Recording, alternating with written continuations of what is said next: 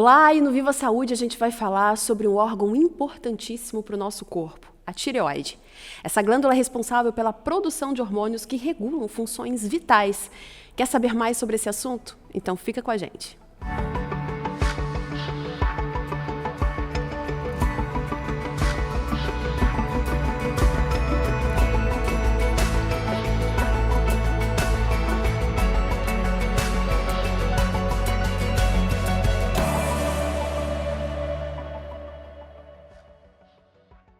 E para a gente falar então sobre a tireoide, eu recebo aqui hoje a endocrinologista, a doutora Patrícia Bittencourt. Doutora, muito obrigada pela presença, falando sobre um tema muito importante. Acho que muita gente em casa vai se interessar em ouvir a gente, né? Com certeza, obrigado pelo convite. Espero esclarecer aí algumas dúvidas para ajudar na orientação dos pacientes. Com certeza. Doutora, então vamos começar falando sobre o que é a tireoide. Então, a tireoide é uma glândula que a gente tem na região anterior do pescoço, né? E a principal função dela é produzir os hormônios tireoidianos, né? Claro que sempre dentro de uma cascata de equilíbrio, ela não é sozinha, não está ali sozinha produzindo. A gente depende de uma glândula mãe que está lá na hipófise, né? Lá no cérebro, que depois vai produzir alguns hormônios para estimular a tireoide a produzir os seus hormônios.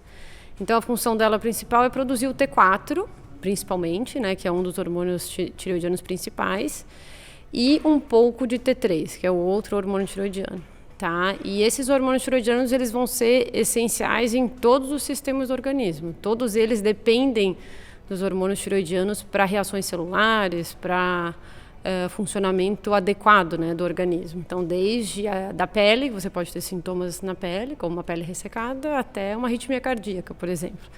Então, esses hormônios, por isso que existe uma gama muito grande de sintomas, né? Tanto nas doenças hormonais da tireoide, né? Por causa dessa necessidade que o corpo tem dos hormônios tireoidianos. Então, se existe essa gama tão grande, como é que eu sei que eu tenho, né? Como é que eu consigo investigar que eu tenho alguma coisa, uma suspeita de ter alguma coisa da tireoide? As doenças hormonais da tireoide, elas são as doenças mais comuns. A gente tem outras doenças, né? Mas as mais comuns são as doenças hormonais. Então, você tem uma deficiência na produção hormonal, que seria um hipotireoidismo, ou um excesso de produção hormonal, que seria o hipertireoidismo.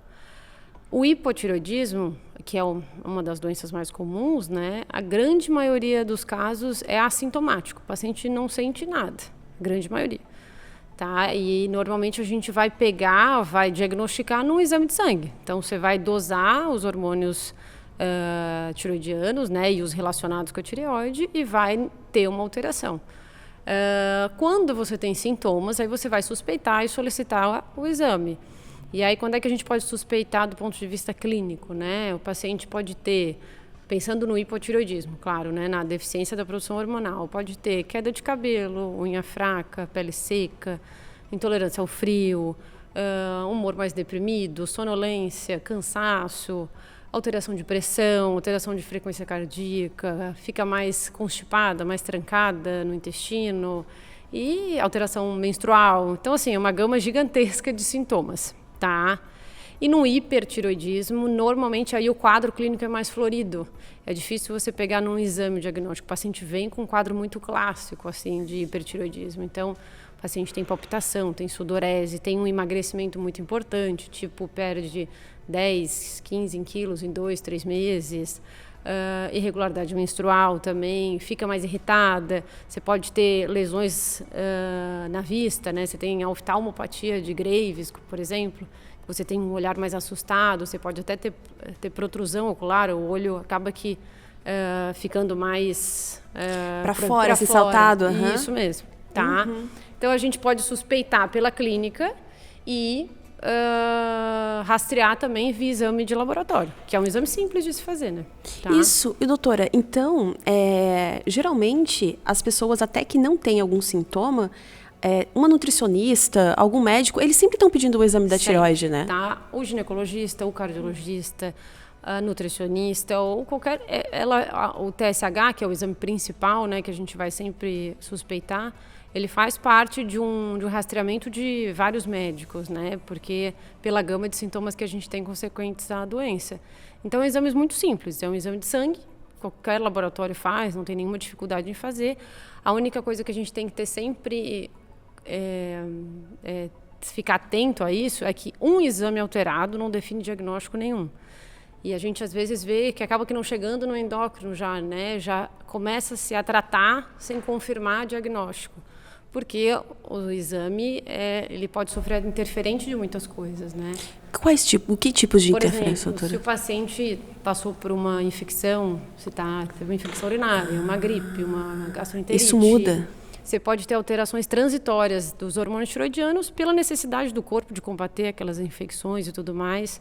Se você usa biotina, que é muito comum hoje, que é para crescer unha, cabelo, né? Isso, uma substância que está junto dos polivitamínicos, ele interfere na análise do exame. Então, você é obrigado a parar 3 dias antes para colher o exame. E é muito comum hoje todo mundo usar, né? E às vezes vem uma assustada porque tem uma alteração da tireoide, mas calma, a gente precisa confirmar, precisa saber se realmente tem e se precisa tratar, porque nem sempre precisa tratar. Na gestante, às vezes no início da gestação a gente pode ter alterações que são características da gestação, esse TSH pode oscilar e depois voltar ao normal. Então, a gente nunca trata o exame, né? Você tem que tratar o paciente. Então, isso é muito importante. E, doutor, então, a orientação seria, eu vou no médico, a minha tireoide deu alterada, procurar um endócrino. Procurar um endocrinologista. Porque precisa confirmar esse resultado para saber se realmente é isso ou não. Exceto se a pessoa que está analisando esse paciente, por exemplo, um quadro de hipertireoidismo, que é um quadro um pouco mais grave, vamos dizer assim, né? Ele tem uma clínica muito florida, então, e ele tem alguns riscos, né? Tá com uma frequência cardíaca muito alta, 120, 130. Claro, então, naquele momento, você precisa tratar de forma mais urgente. Mas, no geral, tem uma alteração no exame, procurar um endocrinologista para poder confirmar e saber a causa daquelas alterações, né? Com certeza. Doutora, a gente falou um pouquinho sobre o hipo e sobre o hipertiroidismo. Eu queria falar um pouquinho agora também sobre a doença de Graves que a gente estava conversando, né? O que é essa doença? Então, as doenças hormonais da tireoide, tanto o hipo quanto o hiper, a principal causa delas são doenças autoimunes, tá? Então, você produz um anticorpo, esse anticorpo vai lá, no caso do hipotireoidismo, vai diminuindo a produção do hormônio, e no caso do hipertireoidismo, esse anticorpo estimula a produção do hormônio. Independente do controle adequado do organismo, né? Então, esse anticorpo ele vai lá e fica estimulando a produção do hormônio, independente do controle que a gente tem normalmente, né? A gente tem sempre uma balança na produção hormonal, quando um sobe, um desce, um sobe, um desce. E na doença de Graves é isso, esse anticorpo vai lá na tireoide e fica estimulando a produção do hormônio, e aí causa o hipertireoidismo.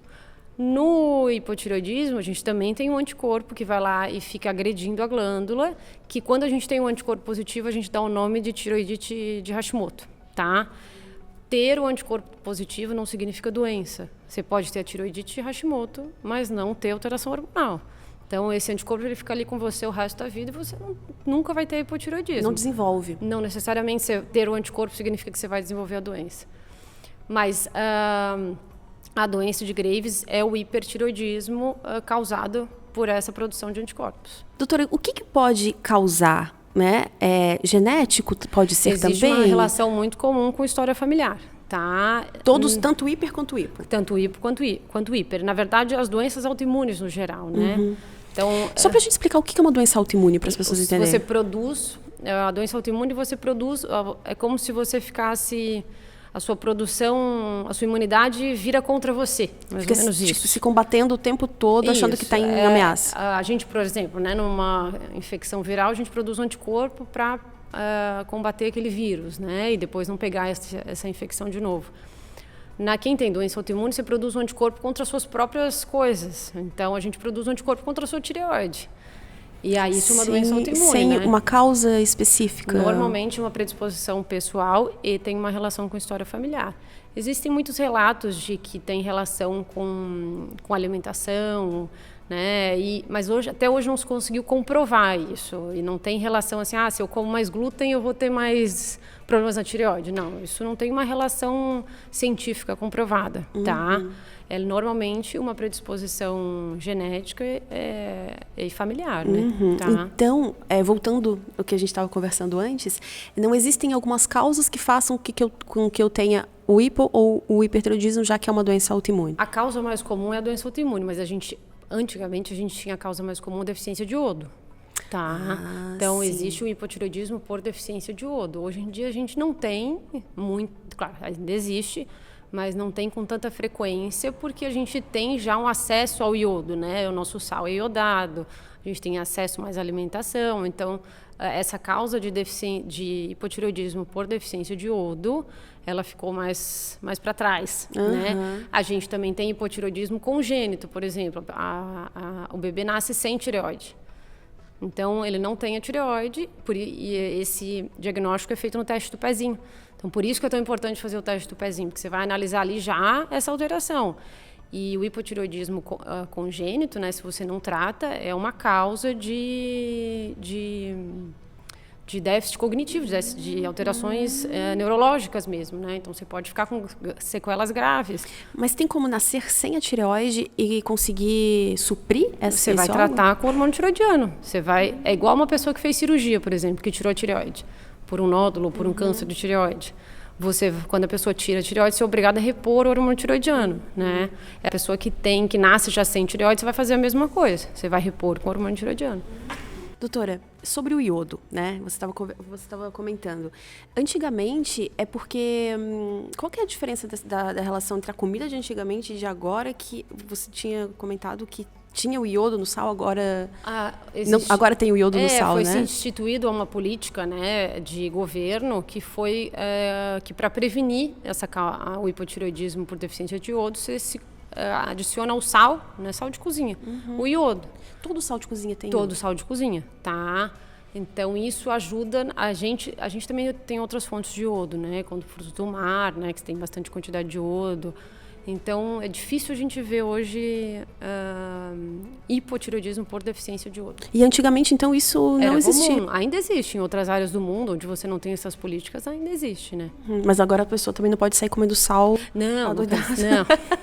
É a ingestão normal, habitual de sal, né? Existem algumas populações que requerem uma suplementação de iodo, como gestante, mas isso são casos muito específicos, mas essas pessoas não chegam a ter alteração hormonal, entendeu? São só pela quantidade de necessidade pessoal daquele... Mas tem como suplementar? Tem como suplementar, sim.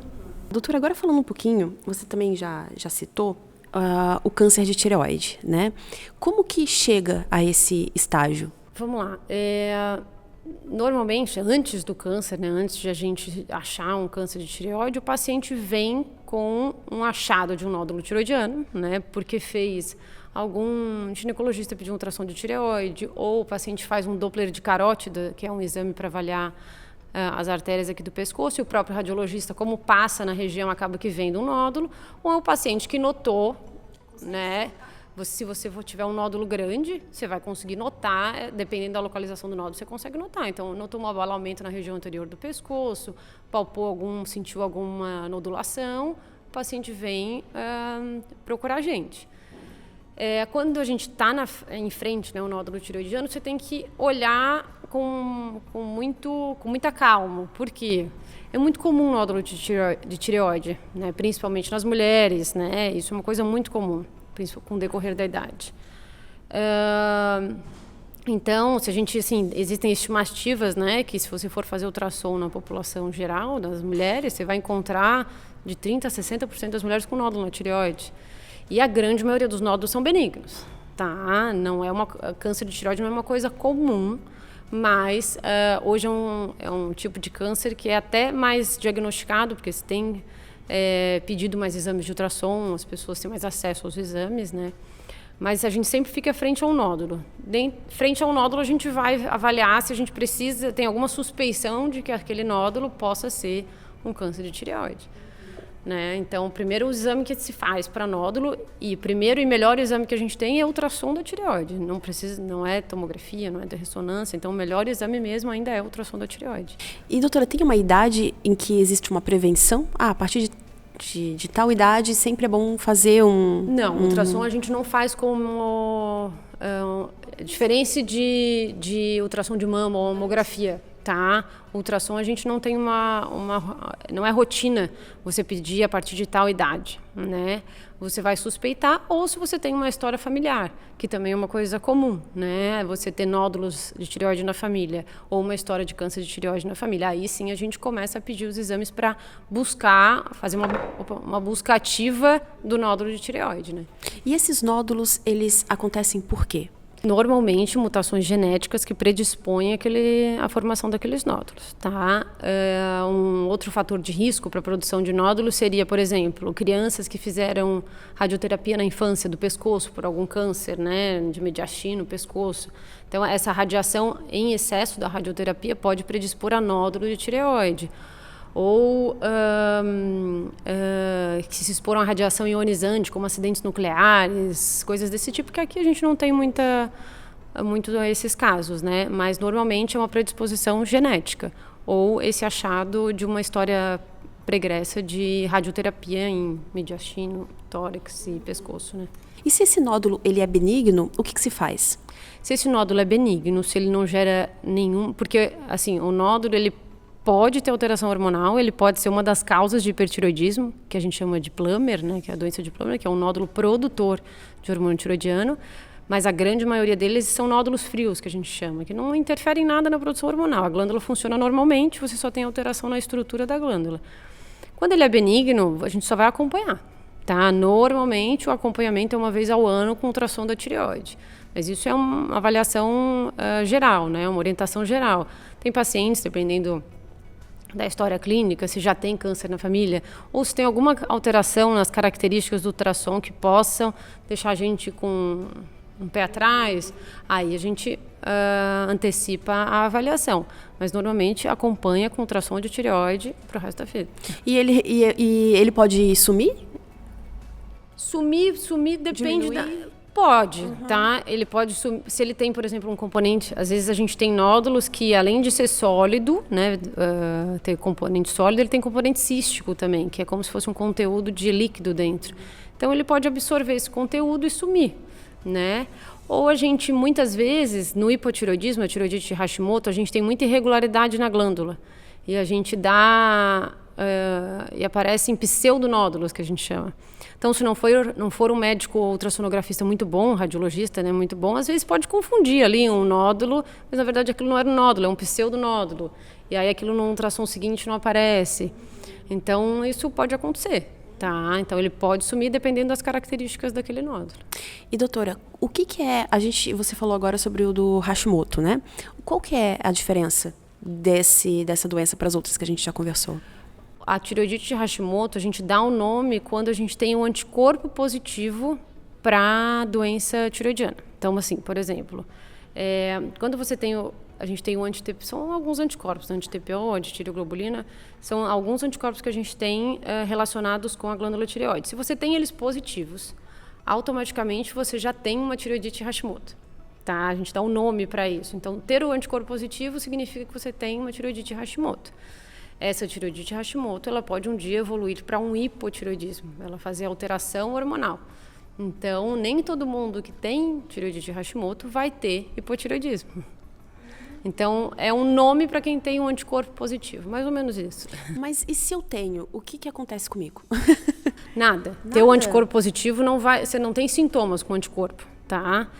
Aquele anticorpo, é claro, ele pode ficar atacando a sua glândula, né, fazendo cicatrizes, e uma hora evoluir para um hipotireoidismo. Mas antes de ter hipotireoidismo, você não vai sentir nada. O anticorpo não dá sintoma. Então. Não trata. Você só vai tratar uma tireoidite de Hashimoto numa mulher, por exemplo, né, que tem esse anticorpo positivo, se ela quer engravidar. Porque aí existe uma relação de uma possibilidade de uma infertilidade. Então, aí, nesses casos, a gente trata, dependendo do nível do TSH também. Então, em algumas situações, você vai tratar, principalmente nessa situação, né? Uma mulher que está querendo engravidar. Aí a gente trata. E nesses casos, o tratamento contra a infertilidade, ele é bem sucedido? É uma das causas de infertilidade, né? Então, a gente... Quando é uma paciente que já vem de um processo de infertilidade, você acaba tendo que linkar várias coisas para melhorar essa fertilidade, né? Uma delas é tratar essa possibilidade de uma evolução para um hipotireoidismo, uma agressão algumas alterações ali de menstruais que isso possa gerar. Então, assim, a gente não consegue mensurar, tipo, essa mulher engravidou porque estava tratando a tireoidite Hashimoto. Porque é um quadro muito complexo, são muitas alterações. Uhum. Do mesmo jeito que a gente tem que repor vitamina D, B12. Então, você vai otimizando tudo para tentar chegar naquele fim que é a gestação, né? E, doutora, ontem eu estava vendo um vídeo falando sobre síndrome do intestino irritável. E teve uma hora que a médica estava falando sobre esse eixo, eles falam eixo cérebro-intestino, algo assim, né? E ela falou sobre a tireoide. Tem alguma relação mesmo com as doenças de intestino e o hormônio? Sim. Hoje em dia existem muitas pesquisas que vêm dizendo que o intestino e as bactérias do intestino são um órgão endócrino, que eles poderiam ter muita influência no organismo. Mas a gente não consegue comprovar isso, é muito difícil você comprovar, né? Porque pensa em fazer uma pesquisa, quantas interferências você não vai ter numa pesquisa para... É igual alimento é uma pesquisa difícil para você dizer que aquele alimento gerou aquilo, né? Porque você tem N interferentes, desde a produção do alimento, desde a ingestão, o cozimento. Então, não são estudos simples de se fazer. E essa história do intestino, você também não consegue comprovar. Tem muita teoria, mas a gente não tem nenhuma comprovação científica. Assim, alguns pacientes falam que mas quando eu tirei, né, o glúten, meu anticorpo diminuiu. E aí a resposta inflamatória poderia ser menor. Pode, mas não tem como saber, entendeu? A resposta inflamatória é uma coisa muito complexa, né? Não depende só de um anticorpo, a resposta é imunológica, também falando de imunológica. A imunidade é uma coisa muito mais complexa do que só um anticorpo, só uma vitamina. Então, são N fatores envolvidos, né? Então, não se consegue ter essa relação, intestino e tireoide. Doutora, você participou recentemente de um congresso, né, sobre tireoide. Queria que você comentasse um pouquinho como é que foi essa experiência, onde é que foi esse congresso? Eu vim do Encontro Brasileiro de Tireoide, né, que é um congresso mais focado só para doenças da tireoide, e a gente acaba que... lidando com ultra especialistas, vamos dizer assim, né? Porque a endócrino lida com várias doenças, né? Mas em centros de referência, como São Paulo, Rio de Janeiro, você acaba que tendo endocrinologistas muito focados em determinados assuntos. Então, é muito interessante você, por exemplo, num câncer de tireoide, né? Você tem... hoje em dia a gente tem um tratamento muito conservador do câncer de tireoide, né? Os guidelines, os protocolos hoje cada vez mais indicam você ser conservadora nesse ponto, às vezes nem operar um câncer de tireoide. Isso a gente vê nesses novos protocolos, mas isso a gente tem que estar num centro de referência, né? Porque você precisa estar com aquele paciente muito na mão. Você precisa ter um ultrassonografista do seu lado, um cirurgião do seu lado, um médico, radioterapeuta do seu lado e o endócrino. Então, nem sempre a gente consegue fazer esse protocolo na cidade pequena, né? Que as coisas são um pouco mais diferentes, né? Mas é interessante você saber que hoje você tem essa possibilidade e que você pode ter um pouco mais de calma na conduta desses casos, desses pacientes. Então, é sempre importante a gente participar desses eventos para você Com certeza. Ter as referências, ter referência, né? Ou se você precisar ter uma ajuda, peraí, eu vou atrás disso, né? Existem N pacientes que a gente acaba aqui referindo porque, assim, uma coisa é você ter a maior probabilidade, mas sempre tem os extremos, né? O câncer de tireoide, a grande maioria deles tem uma evolução muito boa, né? Uma morbidade baixa, mortalidade mínima, né? Mas dependendo do estágio que se encontra ou não tem muito isso? A gente tem o câncer de tireoide mais comum é o carcinoma papilífero, né? A maioria deles você vai ver muito bem, obrigado, sem problema algum, tá? Não é um câncer que vai te matar. Existem, claro, os extremos, né? E nesses extremos hoje a gente tem terapias muito específicas para aqueles tipos de câncer e tudo mais. Então, nesses centros de referência a gente consegue ter mais acesso a isso, né? Então, é interessante saber que você tem coisas mais modernas e que você pode encaminhar esse paciente e aprender sempre com a experiência de pessoas que têm mais experiência no assunto. Né? Com certeza. Doutora, então, nesse caso, quando não existe a indicação cirúrgica, são tratamentos com medicamentos e Não, então, assim, a vigilância ativa de um câncer de tireoide, que seria ficar olhando esse paciente de perto, você não trata com nada, você só acompanha o nódulo, você vai acompanhando com ultrassom, dependendo se vai repetir uma punção ou não, porque quando a gente faz ultrassom e suspeita que aquele nódulo possa ser um câncer de tireoide, você faz uma punção, né, que é a biópsia, né, aspirar o conteúdo da tireoide, que é um procedimento muito simples, que o radiologista faz, né, e se confirmar aquilo, se é um paciente que tem um nódulo muito pequeno, se é um paciente que não tem nenhum fator de risco, se não é um homem, por exemplo, se não é uma jovem, que são fatores de risco para uma evolução um pouco diferente. Então, você tem que sentar, avaliar todo o contexto para dizer, não, então eu vou acompanhar esse paciente de perto. E aí é literalmente acompanhar. Você vai olhar aquele nódulo e ficar olhando. Algum momento ele cresceu, vamos funcionar de novo, vamos rever, e aí, quem sabe, optar pela cirurgia. Ou optar por uma cirurgia mínima, né? Hoje já se estimula muito não tirar toda a tireoide, né? Para você não precisar suplementar esse paciente para o resto da vida, né? Então, você pode fazer uma lobectomia, tirar só uma parte da tireoide. Então, se tem uma conduta cada vez mais conservadora no principal tipo de câncer da tireoide. Existem alguns tipos que são mais raros, que são mais agressivos. Aí é uma coisa diferente, né? Mas o tipo mais comum, você tem essas possibilidades. Desde uma vigilância ativa, tirar um pouco da tireoide, tirar toda a tireoide e, às vezes, até iodoterapia, que é um tratamento complementar, né? O que é iodoterapia? A iodoterapia é a mesma coisa que iodo, tá? Só que numa dose muito alta. E as células da tireoide, para formar o hormônio tireoidiano, a gente precisa do iodo, tá? Então, para formar o T4, o T3, a gente precisa do iodo, né? Eles entram na formação ali do hormônio.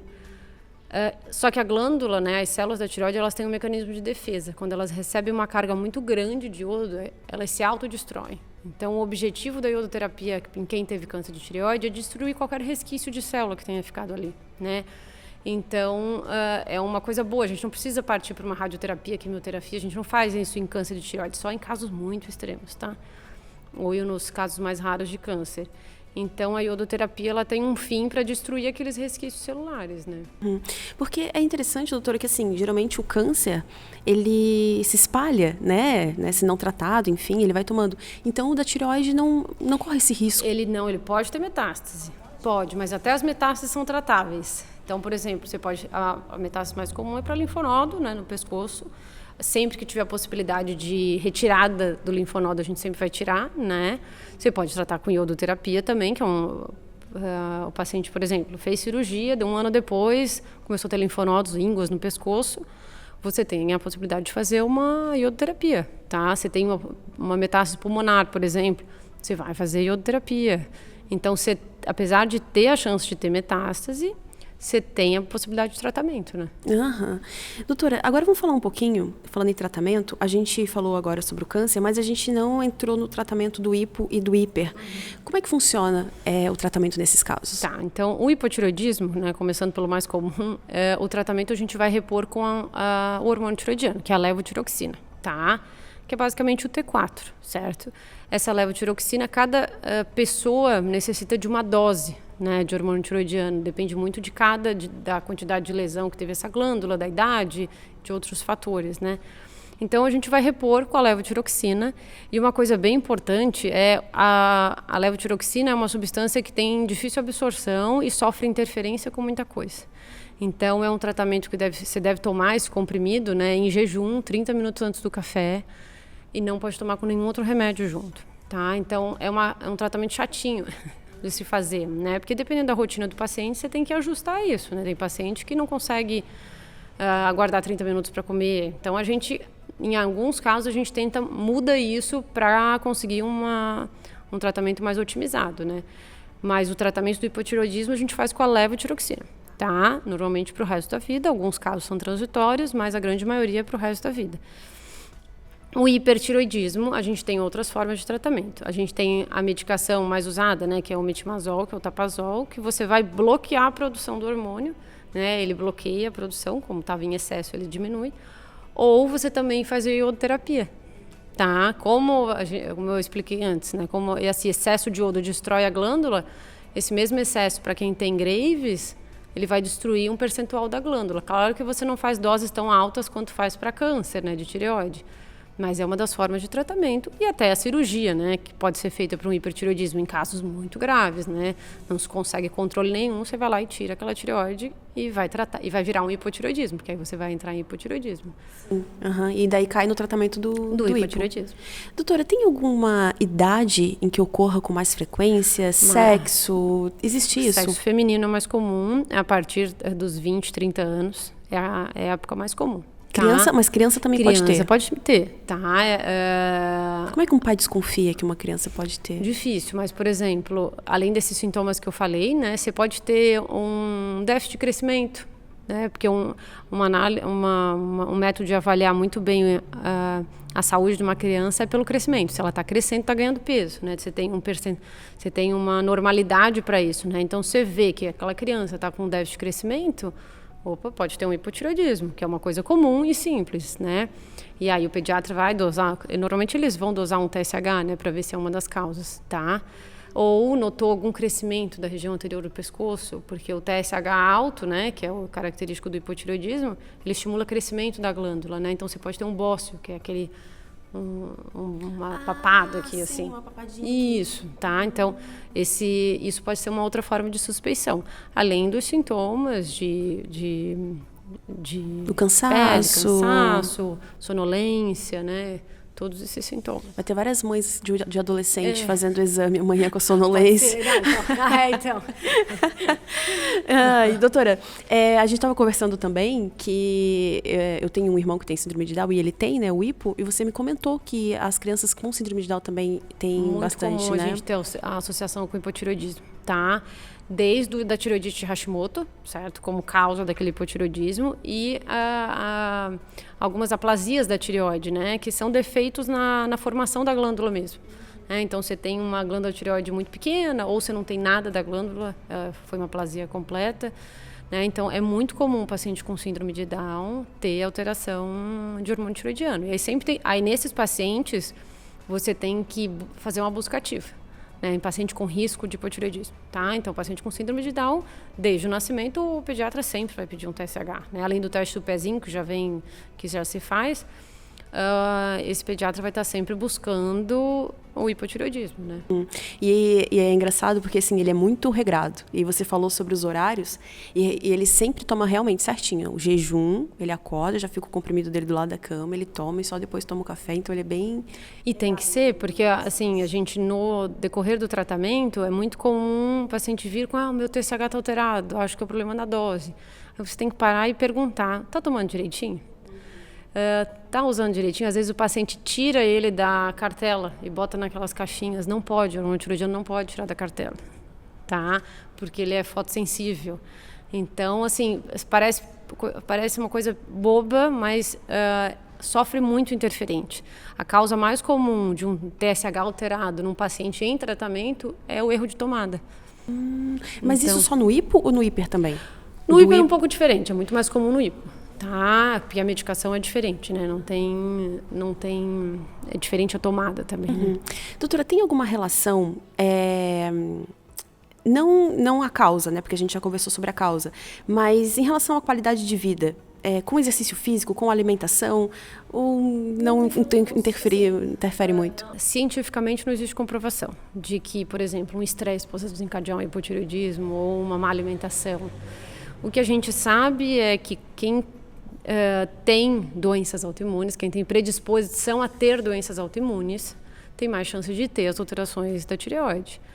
Claro que, por exemplo, um paciente que tem doença celíaca, né, que é uma doença autoimune, né, da parte, uma alergia, né, ao glúten, essa pessoa tem uma predisposição maior a ter tireoidite Hashimoto ou Graves. Então, é uma busca ativa para aquilo. Um paciente que tem lúpus. Então, assim, você busca a autoimunidade. Quem tem autoimunidade, você vai atrás. Mas não consegue se ter relação de causa e consequência, entendeu? Nem em melhora do quadro, porque se você está tomando o medicamento certinho, você segue uma vida normal. Segue uma vida normal, tá? Aí a gente, às vezes, os sintomas são tão subjetivos do hipotireoidismo, né? Queda de cabelo, pode ser N coisas, queda de cabelo, né? Então, mas eu continuo com queda de cabelo. Talvez a queda de cabelo não é do hipotireoidismo, principalmente se seus exames estão normais, né? Se você está tratando, se seu TSH, seu T4 livre está controlado. Está controlado, a gente sabe que talvez aquilo não é decorrente do hipotireoidismo. Você acha um hipotireoidismo muitas vezes com queda de cabelo e que a queda de cabelo não tem nada a ver com aquilo, né? Então, a gente que é mãe, a gente sabe. Então, assim, o tratamento, assim, é uma coisa simples, não é uma coisa complexa. Você tem acesso a levotiroxina em tudo quanto é lugar, né? Mas é uma coisa que tem que ter um pouquinho de cuidado para você ter controle. Se você controlar, vai ficar muito bem, obrigado. E, doutora, só os medicamentos são via oral? Não existe injeções ou algum outro tipo de... No Brasil, não. Tá, então no Brasil existe em cápsula, em gel, né? E existe líquido, mas no Brasil não, tá? Então aqui a gente só tem comprimido, não tem outra forma. Doutora, interessantíssimo, né? A gente deu uma pincelada em tudo, porque eu acho que é realmente um assunto muito vasto. Bem né? vasto. E como você falou, ele é tão complexo, são tantas os sintomas, né? E pode estar relacionado, pode não estar relacionado. Então, assim, eu acho que o que fica da conversa é fazer os exames de rotina quando se é pedido, porque eu já fiz exames da tireoide muitas vezes, porque a nutricionista pede, um outro médico pede, né? Parece assim, hemograma, tireoide, etc. Colesterol, glicose.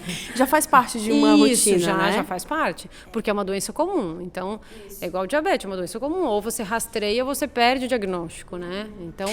E, doutora, só para eu concluir, se não tratado, tem alguma piora no quadro não só o meu cansaço vai ficar maior, o meu cabelo vai cair mais, mas alguma coisa mais grave? Sim, você pode ter, assim, Carla, hoje a gente não vê com frequência, né? Mas a gente tem um coma mixedematoso, você entra em coma por um hipotireoidismo, né? Então é um quadro grave, né? Gravíssimo. Você tem... o paciente entra em estado de coma mesmo, né? Em apatia. Claro que é uma evolução, né? Não é uma coisa súbita, entendeu? Uhum. Então, mas é muito raro a gente ver isso hoje, tá? Porque a gente hoje tem acesso a tratamento fácil, diagnóstico fácil, antes não. Então, você vai evoluindo sempre para uma gravidade. A gente vê pacientes chegando no consultório com hipotireoidismos importantes, né? Que TSHs elevadíssimos que não sentem absolutamente nada. Aí você diz assim, como é que tá andando, pelo amor de Deus? Tá? E procuraram daí por quê?